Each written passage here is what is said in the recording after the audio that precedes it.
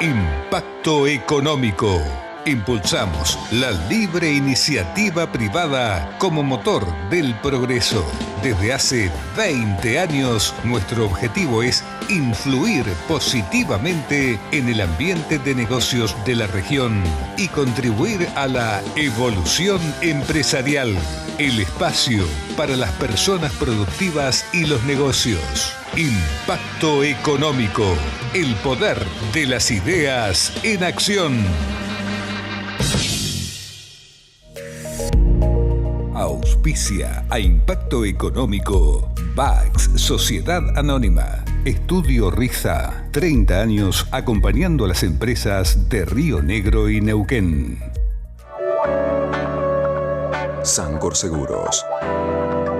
Ser parte de Oldelval es ser parte de algo mucho más grande. Somos la energía que nace de nuestro suelo, la energía que recorre nuestras tierras, que une campos, industrias, ciudades y nos conecta a todos. Ser parte de Oldelval es ser parte del motor productivo que mueve a nuestro país. Somos Oldelval y somos parte de la energía que nos conecta. Bienvenidos, gracias por estar. La educación es un gran motor de desarrollo, por eso hoy nos volvemos a enfocar en el tema. Hablaremos de la calidad de la educación en Neuquén, también de inteligencia artificial y educación. Vamos a la primera entrevista de Impacto Económico. Auspicia a Impacto Económico Carlos Isla y compañía.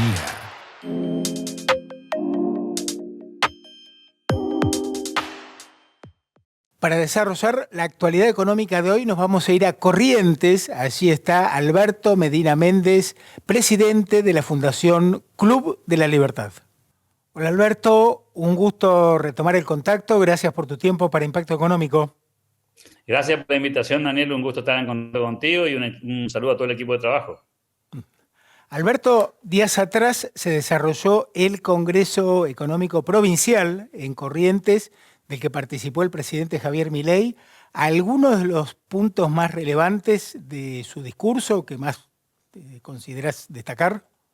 Bueno, lo importante quizás de ese discurso, Daniel, es que él hizo un recorrido de cómo funciona un modelo económico, ¿no? Con mucho a lo teórico y con mucha referencia a lo práctico.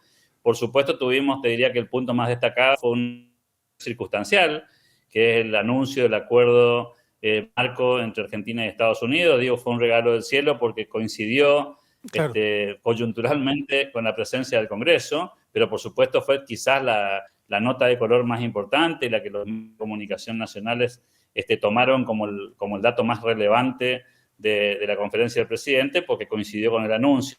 Pero si me quiero quedar con lo teórico y con lo que tiene que ver con el desarrollo de la conferencia, te diría que en 80 minutos tuvo muchas perlitas, y esas perlitas tuvieron mucho que ver quizás con cómo va a ser el recorrido de las reformas que Argentina va a tener por delante y cómo van a impactar en el crecimiento. A mí me gustó, y esto es una cuestión de, si querés, de sesgo personal, me gustó esa referencia a la aceleración que puede tener un proceso de crecimiento económico con la inteligencia artificial. Creo que ese es un dato que no debería pasar desapercibido para la gente que lo sigue en el mundo, no solamente en Argentina, ¿no? Él comparó el crecimiento económico exponencial con la revolución industrial, cómo cambió la historia de la humanidad y cómo se salió de la pobreza, en eso que él describía como un palo de hockey, y él reinterpreta ese fenómeno diciendo que vuelve a pasar esto en este tiempo porque la inteligencia artificial va a acelerar los procesos de crecimiento, y creo que ese es un dato conceptual que quizá uno lo pasa desapercibido porque lo ve como una cosa de euforia. Yo creo que efectivamente vamos a asistir en el mundo a un proceso de aceleración que no estamos ni siquiera preparados para vivirlo, ¿no? Sí, tal cual. Bueno, y ahí te hago un doble clic, la importancia de que la educación, que el sistema educativo prepare a personas que puedan utilizar la inteligencia artificial, ¿no? Una reforma pendiente también. Ese es el desafío para mí más complejo. Viste que siempre hablamos de las reformas económicas y uno está como muy concentrado en esto. La pregunta es, si Argentina consigue crecer a la velocidad que uno imagina, o sea, ¿está preparado el argentino promedio en cuanto a su formación para adecuarse a gran velocidad a ese proceso? Mi respuesta casi automática te diría es no. Porque hoy tenemos chicos que salen del sistema educativo y que no pueden comprender una consigna, que tienen dificultades para hacer una operación aritmética simple, que tienen errores ortográficos cuando redactan. Y obviamente cuando el país empieza a crecer, nos vamos a encontrar. De hecho, ya nos estamos encontrando. Claro. A mí me pasa como consultor de empresas, verme todo el tiempo envuelto en situaciones en las que la empresa no consigue jugadores de cierta calificación. Sí, ya te digo los más calificados, ¿no? Te hablo de mandos medios. Y eso, ¿te imaginás si el país sigue creciendo? La dificultad gigantesca que vamos a tener en términos de adaptación del sistema educativo. Sistemas educativos, déjame decir esto, Daniel, dependen de las provincias. Y este quizás sea el escollo más grande, porque este no es un tema del gobierno nacional. La educación argentina depende en muy buena medida de las provincias, porque la escuela primaria, el preescolar, la secundaria, el terciario, son parte del resorte provincial. Claro. La universidad encima es autónoma, ¿no? Tal cual. Sí, sí. Ahí tenés dos ejes que, bueno, implica un desarrollo muy importante en cuanto a la eficiencia en la gestión, en la utilización de los recursos y los contenidos, ¿no? Sobre lo que hay que hacer un gran cambio. Y además, yo te diría que hasta lo conceptual. Fíjate que todo el sistema educativo está montado sobre una lógica de hace 2 siglos, que es el aula en la que el docente enseña y explica contenidos, porque no había acceso a la información. El mundo cambió. Hoy lo que está disponible es el conocimiento. Entonces, el problema es cómo administrar esos conocimientos, porque vos y yo podemos buscar en cualquier momento cualquier tipo de información a gran velocidad, y eso dejó de ser un problema. Ahora la pregunta es cómo uso los conocimientos que tengo para aplicarlos en cada circunstancia de la vida, y eso requiere otro tipo de educación que ya no tiene que ver con el profesor es el que enseña y explica, sino con alumnos que tienen que interactuar en otra dinámica con los docentes, ¿no? Tal cual. Alberto, ¿qué otro punto relevante podés rescatar del discurso del presidente Milei? Me parece que otro dato interesante que puso sobre la mesa tiene que ver con aspectos instrumentales del crecimiento económico, ¿no? Él habló mucho de cómo impacta cada una de estas reformas y qué generan la gente eso, ¿no? Esto, por ejemplo, la reforma laboral, incluyendo más gente dentro del sistema, permitiendo más competencia en el mercado laboral, consiguiendo que aumenten el poder adquisitivo de los salarios, con un salario real más alto, con más competitividad en términos del mercado laboral. Mostró cómo impacta en términos prácticos. Digo, hizo una exposición clásica muy de conferencia magistral, si se quiere, explicó los pormenores del proceso de crecimiento, y creo que eso es muy valioso porque a veces hablamos de economía y estamos hablando de porcentajes, ¿no? Y creo que quizás la gente no consigue aterrizar esas ideas, y por eso me pareció valioso que él haga todo el recorrido de cómo impacta cada una de las cosas que están pasando en lo que puede ser un sistema consolidado de crecimiento. Y también, si alguien se toma el trabajo de ver la conferencia completa, se va a encontrar con una especie de hoja de ruta muy gráfica respecto a cómo se da el proceso, y a mí me llama poderosamente la atención tiene secuencia, qué viene primero, qué viene después, cómo sigue, claro, y todo este proceso de inversión en Argentina, ¿no? Las interrelaciones, ¿no? De causa y efecto. Que a veces nos cuesta mucho a nosotros vincular, porque uno dice, bueno, se abre el país y vienen inversiones. Bueno, no es tan lineal.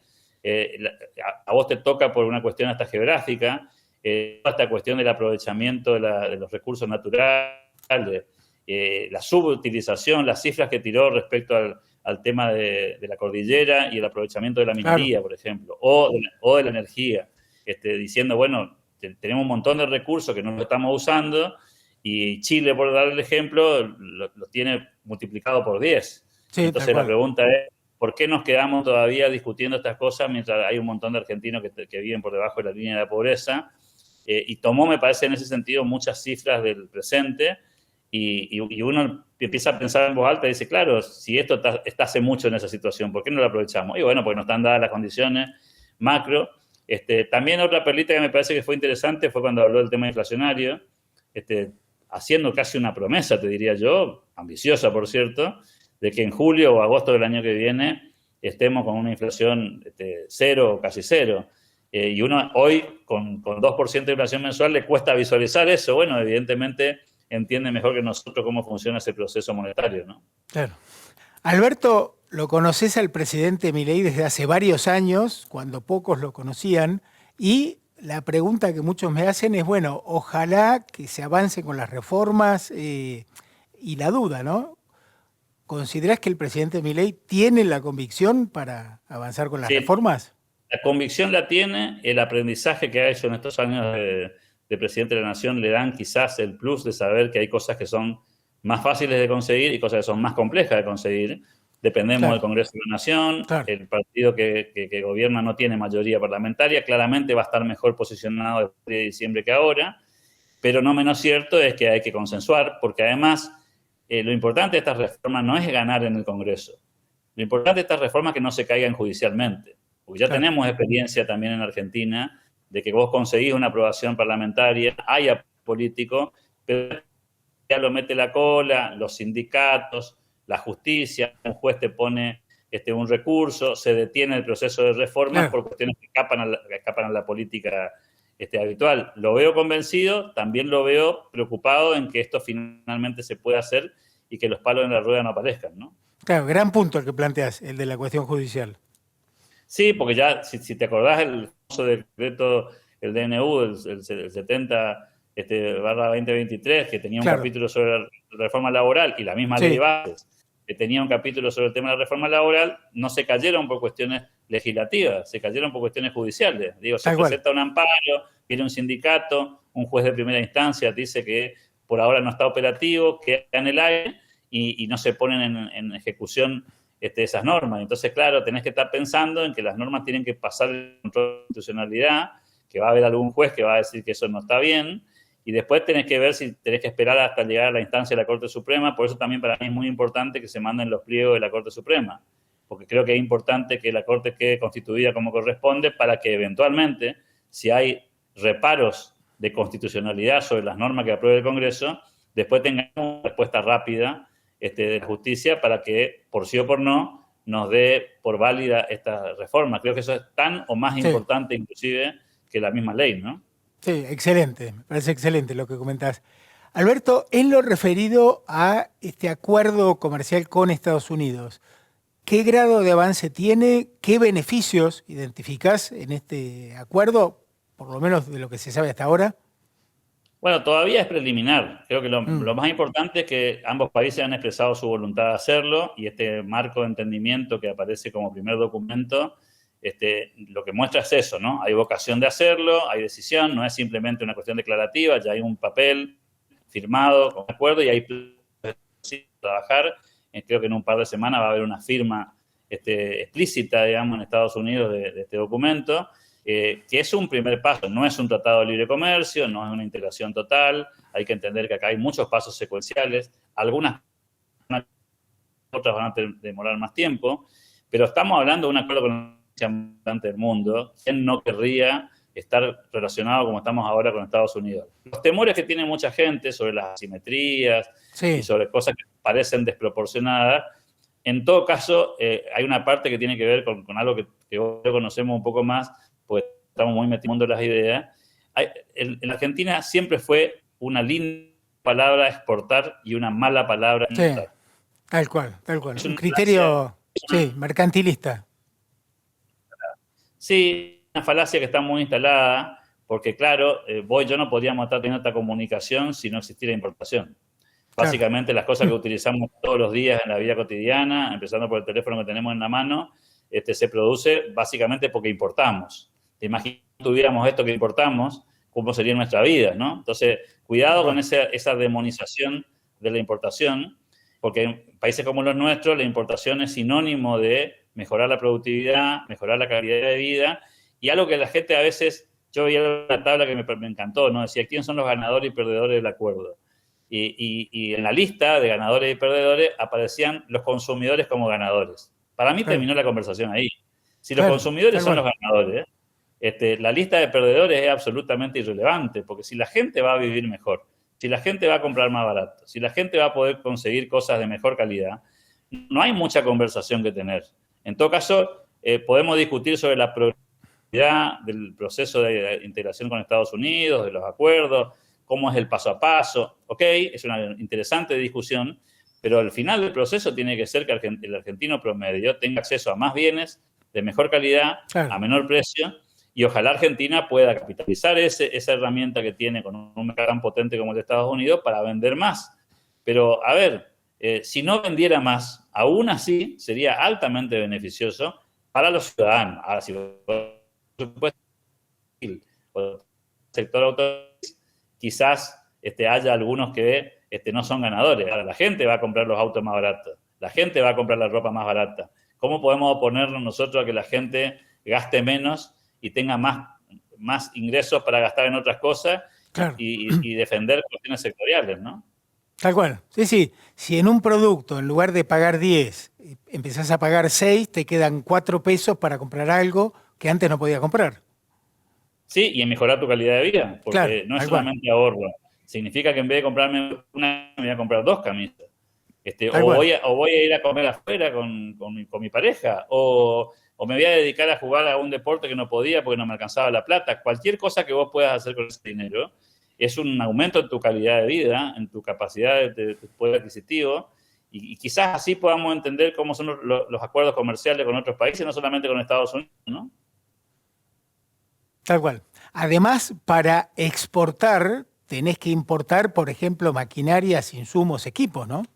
Exacto. Buena parte de tu exportación y tu productividad depende en buena medida de tu capacidad de adquirir la tecnología más avanzada posible al menor precio posible. Si está grabado eso, si está arancelado, si tiene costos impositivos locales y extranjeros, para vos la tecnología se hace más inaccesible. Y cuando se hace más inaccesible son más ineficientes, y cuando son más ineficientes te cuesta más exportar porque no podés competir afuera. Entonces, este es un círculo virtuoso que hay que visualizarlo primero conceptualmente para entenderlo. Si yo puedo comprar una computadora que es más rápida, más veloz, tiene más memoria y pago la mitad del precio, claro, claramente voy a ser más productivo, ¿no? Sí, tal cual. Por eso la importancia de poner foco en la educación económica, ¿no? Entender cómo funciona una economía que genere condiciones de crecimiento, y desde la Fundación Club de la Libertad están haciendo un gran trabajo. Alberto, un gusto retomar el contacto. Gracias por tu tiempo por Impacto Económico. Te considero un gran analista político y económico y un promotor justamente, ¿no?, de las ideas de la libertad. Gracias, Daniel, por tu tiempo y a todo el equipo de trabajo que tenés, porque evidentemente el esfuerzo que han hecho todos estos años también tiene sus frutos. Gracias, Alberto. Seguimos en contacto. Auspicia a Impacto Económico Cluster Ciar. Potenciamos tu energía.